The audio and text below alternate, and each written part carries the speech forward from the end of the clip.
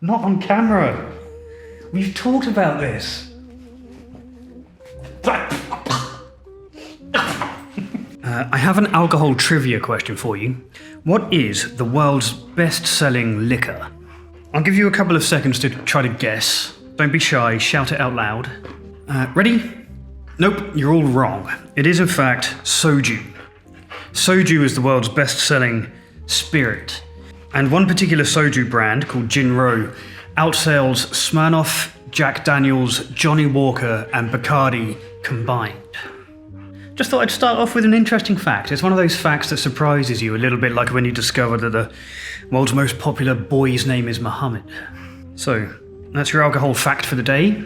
You're welcome. Brothers, sisters, comrades and friends, welcome to Bat Country.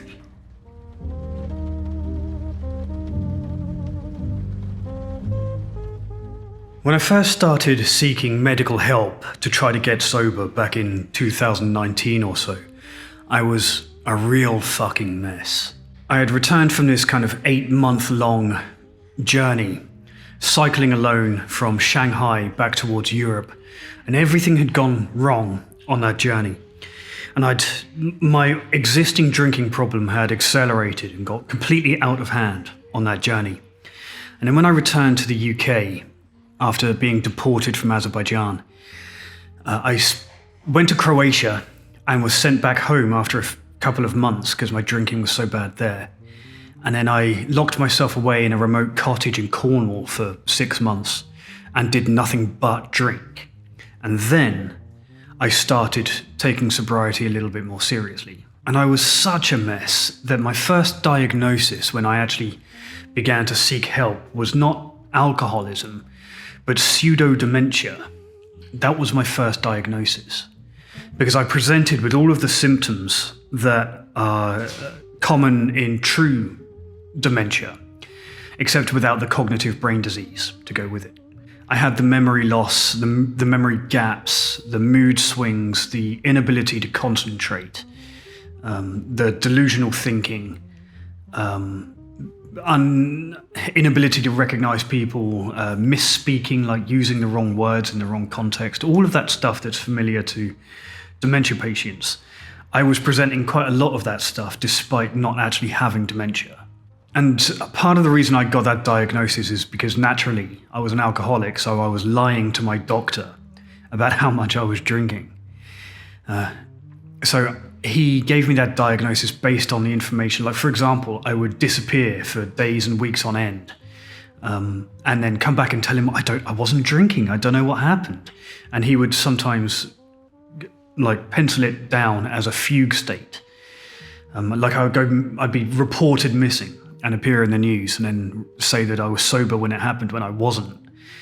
And all of these kind of added up to a very unusual presentation, which he kind of characterized as pseudo-dementia. And that diagnosis and those early stages of figuring out how we were going to treat my alcoholism, it came with a lot of medication. So I thought it would be fun to pull my medical history, my real medical history, from that period, and kind of share what medications I was on with you.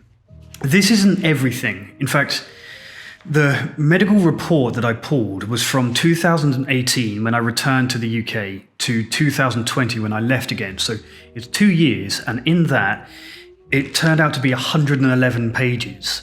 I didn't want to print the whole lot. So I got the most important stuff here. In here is a list of everything I was diagnosed with and all of the medications, plus the emails between the various healthcare professionals. There's a lot in here about conversations about the nature of my brain injury, for example, between different specialists in London. And there's also a lot in here that I am going to have to burn after filming this. There is stuff in here that I'd completely forgotten about and which will go to my grave. That said, I thought what I would do, it might be fun to go through the medical history, specifically the medications that I was given, and would give them a kind of rating about how they performed for me, how they helped me, if they helped me stay sober to any degree. And I'm because I'm in recovery now, I suppose it's only fair that I rate them in steps. So every medication is going to get a steps out of 12. 12 being the best, naturally. Can you tell that I've stopped writing scripts for these videos and I just make it up as I go along now? Now, also, I should stress that I am not a medical professional, nor am I an expert on the medications that I was taking. And even my own timeline about when I was taking what is slightly wonky due to the fact I was a suicidal alcoholic at the time. And so forgive me if I trip over myself and I mispronounce things. But I'll try to be as honest as I can. And also, do go ahead and subscribe here if you're new to the channel. And if you would like to support Bad Country a little more actively, there is a Patreon. Check the description for all of the links, including a new one. Go check out the sober.shop. That's where you can now find Bad Country merch exclusively, as well as like a ton of other kind of sobriety lifestyle stuff. Lots of books there, some sobriety art and clothing and stuff like that. Anyway, let's get started. The first one is Salbutamol, excuse me. Okay, so for a little while I had an inhaler. And I had that not because I was asthmatic. I don't have asthma or anything like that. It was a kind of a bit of maybe like a placebo. In that in the very early stages of sobriety for me, I was having panic attacks, like quite major ones, and was unable to breathe. And the doctor very kindly prescribed me with a salbutamol inhaler. And I used to take that if I felt an anxiety attack coming on. It was my idea, and it helped. While it did help, it may also have been a placebo. So I'm going to give this a sobriety rating of 4 steps out of 12. What is this channel coming to? Next up, Acamprosate. Okay, so I was given Acamprosate at 333 micrograms. I'm not exactly sure what the measurement is. So I'm just going to say mg from now on. So that was 333 mg, and I was taking 2 tablets 3 times a day. So 6 tablets per day, every day. And I gotta be honest, in early sobriety, I had boxes of this stuff lying around. Like, I had a holdall full of it, like I was dealing it. I had so much of the stuff. But what it is I didn't know what it was at the time, so I didn't really get the benefit of it. But it's a little bit like naltrexone. It's an anti-alcohol abuse. It's designed to support your journey through long-term sobriety. So it doesn't do anything like, it doesn't help you with the symptoms of withdrawal or anything like that. Instead, it kind of over time works to reduce your urges to drink. It works, I'm told, by helping to rebalance your GABA-glutamate systems, which are so badly disrupted in alcoholism. And what was it like to take? Well, I partially credit Acamprosate for not having a solid poop for about 18 months. This is an episode about medication, so there's going to be some personal stuff in it, but it's either that or the Propranolol that I was taking that was preventing me from having a solid poop for nearly 2 years of my life. But apart from that, I don't know how effective it was for me, because I didn't really know what purpose it was serving. So I'm gonna have to hedge my bets on this one. I'm gonna give it 6 steps out of 12. On the recovery rating. I'm not sure if it was effective. It's hard to know. A quick Google before I started filming reveals that it's recorded as being between 1.5 and 2 times more effective than placebo for maintaining long-term sobriety. And for that reason alone, I think it's worthwhile. But for me, you're supposed to use Acamprosate as part of a system. Right, you don't just take it and then everything's cured. It's part of, like, you go to CBT and you go to therapy and you go to AA all at the same time, and that's how it's effective. And because in the early days I wasn't doing any of that, not really, I don't think I got the benefit of it. So 6 steps out of 12. Next, of course, is Thiamine. Okay, so Thiamine is vitamin B1, basically. And I was taking Thiamine from the very first day that I picked up a prescription in sobriety to the very last day of taking medication, like 2 years later, 2 years plus. Thiamine was central to my recovery. It was the very first thing that I was prescribed, especially because I mentioned a head injury when I began to talk to the doctor. So Thiamine is important because the depletion of it can lead to, well, a lot of very weird and unexpected consequences that can present as cognitive disease.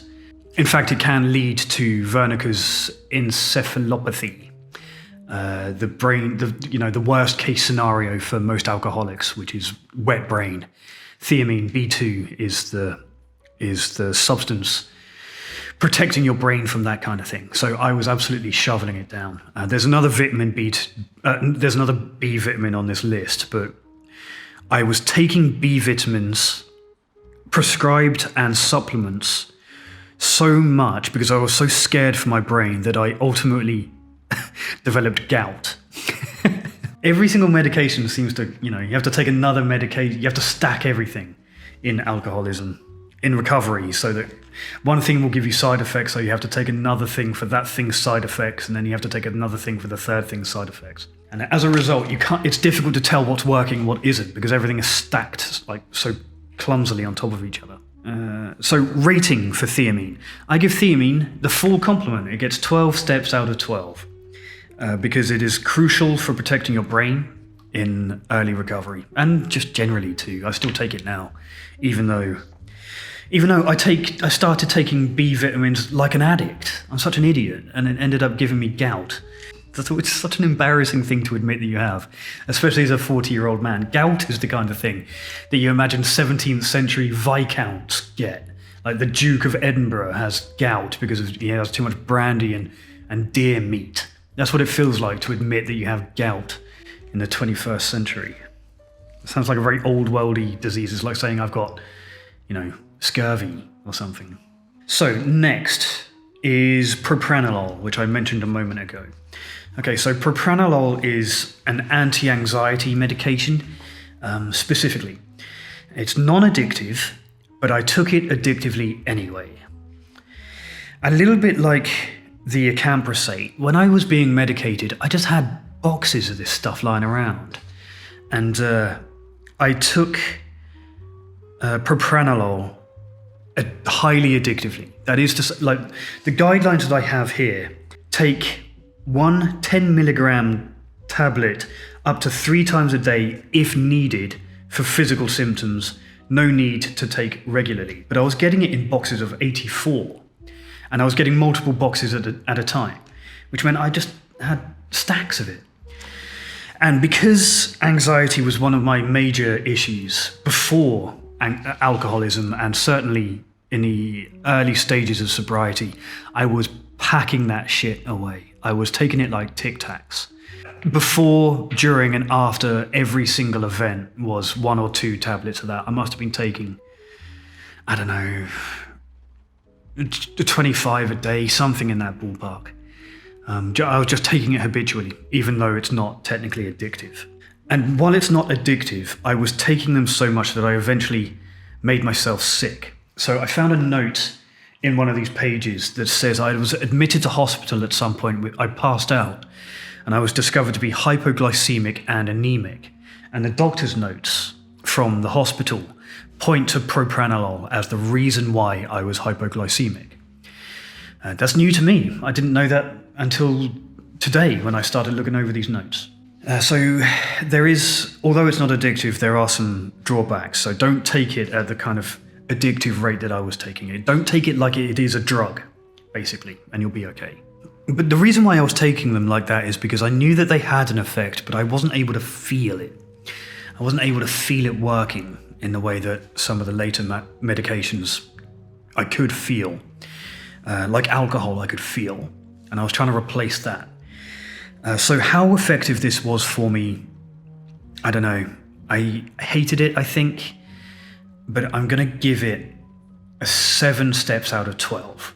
Because I think it was effective. I think it did lower my anxiety.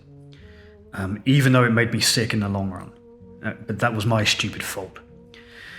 Next up, though, is one that was much more effective. So next is Lorazepam, 1 milligram as required. Okay, so the instructions for Lorazepam were take half of one occasionally as needed. That is my guidelines for that. And I was getting them in boxes of 28 and, again, several boxes at a time. And my God. Right, so Lorazepam is a benzodiazepine. And I'm often asked by people in the comments whether I had a problem with benzodiazepines after I got sober. I've always said no, until I've reviewed this information. Because I was taking them, like, just casually. Lorazepam is a benzodiazepine that works by kind of, like, indirectly reducing brain activity. And because it's a benzo, you can kind of feel it working in a way that you don't feel Propranolol working. And I liked it. So when people ask me again, did I have a problem with benzodiazepines in early sobriety? I have to change my answer. Yeah, I was addicted to Lorazepam. I just didn't know it until quite recently. I had no trouble quitting it in the end when it came to stop the medication. But I fear that's because, for reasons I might save until the end of the video, when I talk about what happened after this. So yeah, Lorazepam felt a little bit like alcohol in some respects, which is why I felt this is one of the most effective ones that I took. I'm going to give this one 10 steps out of 12 because it did work. It was very effective for my anxiety, and it did contribute to me staying sober for a while as a result. But I would say that with the caveat, I was probably addicted to it because of the amount that I was taking. So yeah, 10 out of 12. 10 steps out of 12 for Lorazepam. I much preferred it over Propranolol, that's for sure. Okay, next up is Risperidone at 500 micrograms on the dosage of take 2 daily, and I was being given boxes of 60 capsules at several boxes per time. Like I was getting like 3 months worth every time. So, Risperidone. Let's talk about Risperidone because this one I think might be a bit of an outlier, and I'd be surprised if many of you had been prescribed this for your sobriety. I'll explain why. I was given Risperidone because, and I haven't really talked about this on the channel, not at length, but after my early experiences with delirium tremens, those hallucinations and delusions that I had, they didn't go away straight away. Some of the paranoia and the delusional thinking and even the hallucinations, they stayed even after the period of delirium tremens had stopped. So, I mean, what I'm trying to say is that in the early stage, for me, my delirium tremens experiences, the first couple that I had were so bad that, one, I was lucky to be alive, and two, the hallucinations and delusions continued into sobriety. Risperidone is a powerful antipsychotic. It's given most regularly to schizophrenics to control their hallucinations and their delusions and their impulsive, intrusive thoughts. That's why it's prescribed. And that's why I was on it too. Because I was... Look, I'll say it bluntly. My experience with delirium tremens was about as close as it comes to having schizophrenia without having schizophrenia. To the point where I think it was possible that I would have become schizophrenic if I'd continued. That's speculation, but that is why I was on this medication, Risperidone. I had, for a long time, my relationship with reality was not normal. And most people take this one briefly, especially like if you're going through, it takes a little while to build up in your system, but if you're experiencing like a schizophrenic break or a psychotic break, which is what I was having, then you'll take it for a short period of time and then come off it. But I stayed on it for about 18 months. I was on this one the whole time. It was quite important for my recovery. This was one, it also has, like the way that it feels, because this is another one that you feel working.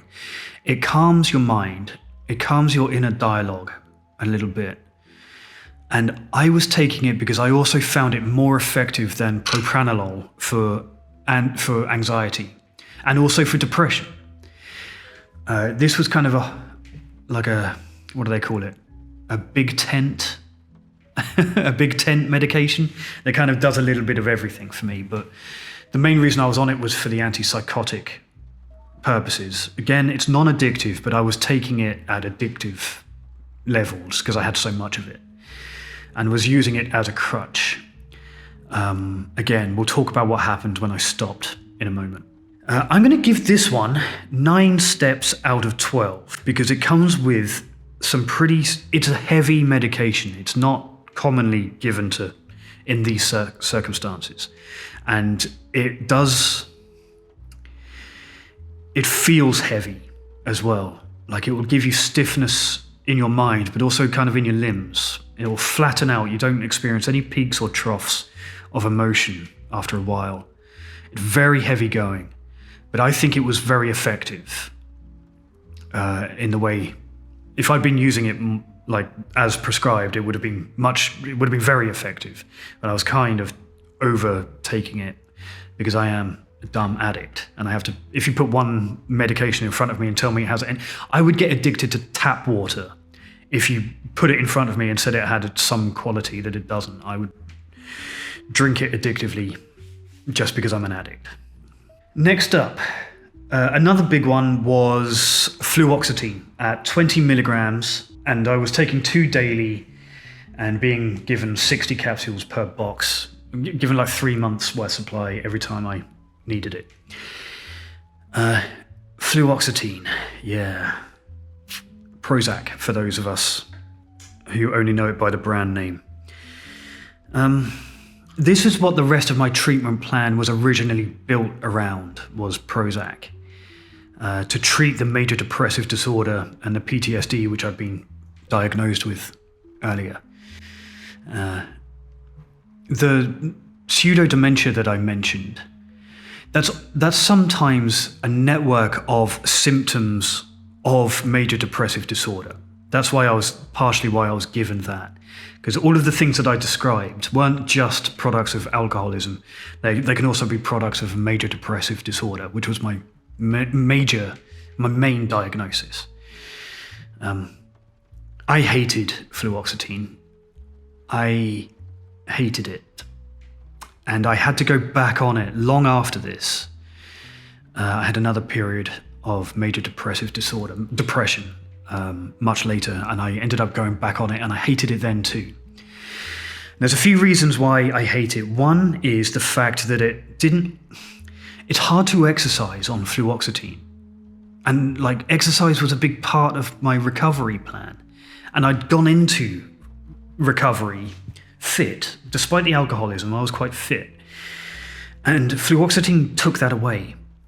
And not only did it took away my ability to exercise the way that I wanted, it also made me gain a huge amount of weight really quickly. And I couldn't get rid of it. I still haven't. So for those reasons, I hated it. Another reason is the sex drive. It completely assassinated my sex drive. I didn't start feeling the benefits of Fluoxetine for about 6 weeks, but I felt the lack of sex drive almost immediately, and everything else that comes with it. And because, 20 years in the adult industry, your sexuality becomes a major part of your personality, a big part of your identity. That was no small thing for me. It was no small thing to give up my sex drive. And I resented it for that. I hold Fluoxetine responsible for a lot of the changes that led to me being not quite the person I want to be now. I was on it for about 2 years and then on it again. Withdrawal from Fluoxetine was difficult for me. Not everybody struggles with it. For me, there was a lot of suicidal ideation. And I blame Fluoxetine a lot for everything that came after this period of being heavily medicated. But it's hard to know how what benefit it was for me. Was it all worthwhile? I don't know. I don't feel like it was. I give Prozac, fluoxetine, 5 steps out of 12. It probably helped me. I don't feel like it did, but it probably did. But at what cost? Next, one that I'm less familiar with. I had to look this one up to find out what it was. Promethazine hydrochloride at 25 milligram tablets. Take 2 a couple of hours before bed. So I had this under the brand name Phenergan, and I think that's what it was, and it's a sleeping aid for me. Whatever it is, I was taking it for sleep. That's why I was prescribed it, because I had terrible insomnia in the first year or so of sobriety, of that period of sobriety. I would give this one a healthy 10 steps out of 12. I really liked it. This one was truly non-addictive. I didn't even take it habitually. And it didn't come with any kind of sleep medicine hangover.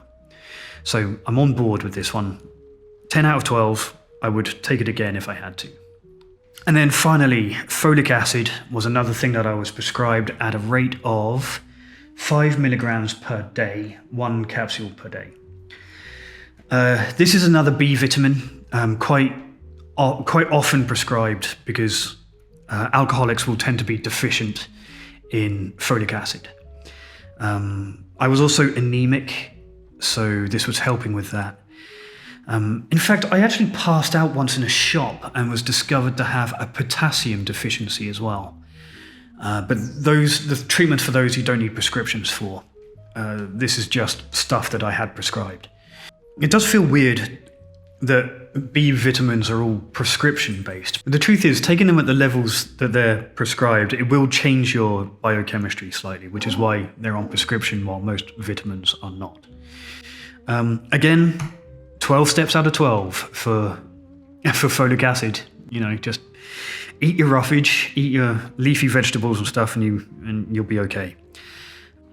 Yeah, okay, so that's kind of roughly everything that I was being prescribed during my very first attempt at sobriety, which means that on any given day in about 2019 or 2020, I was taking promethazine hydrochloride to help me sleep. That's Phenergan, the sleep stuff.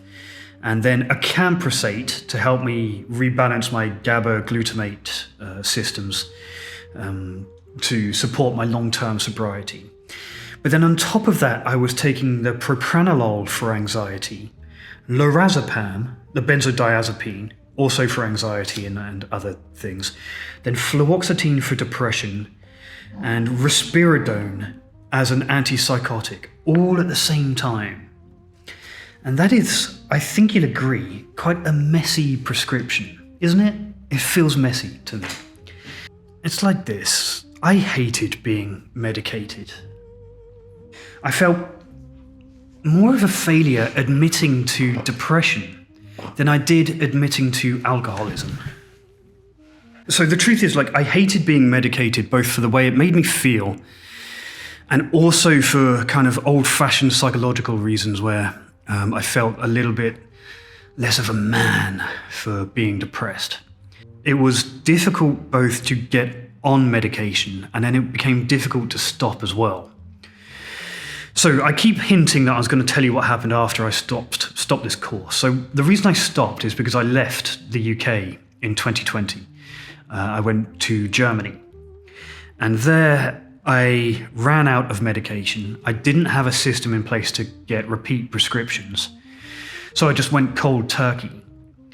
And coming off the fluoxetine made me not suicidal, but not far off. There was a lot of sudden intrusive suicidal thoughts, and all of the stuff that I'd been suppressing for a long time suddenly all came back all at once, and a lot of my symptoms came back. And it was much easier for me to just pick up a bottle of vodka than it was to go and get fluoxetine prescribed by a German psychotherapist or psychiatrist. Because your regular doctor, your Hausarzt, won't be able to prescribe that stuff usually. You have to get it from a mental health professional. And it was easier for me to drink. So that's what happened, is that I stopped the medication and then I had a big fucking relapse, a number of them.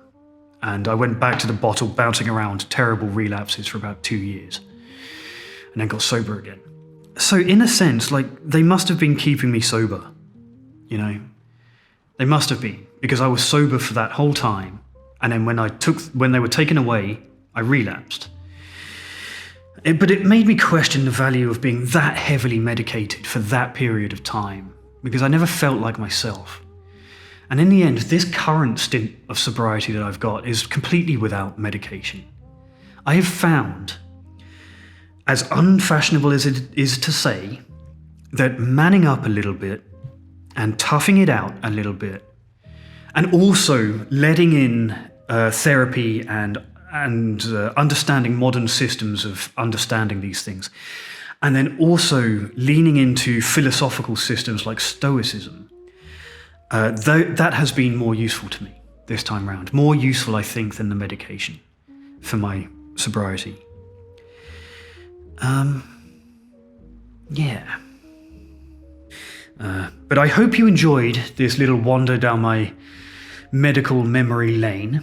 If you did, please do subscribe and leave a like if you really liked it, or you would like to see me do more in this tone, or you found it particularly useful. Then go and offer some active support over on the Patreon. And don't forget to check out thesober.shop as well. See the links in the description. Thank you for watching. And as always, good luck out there.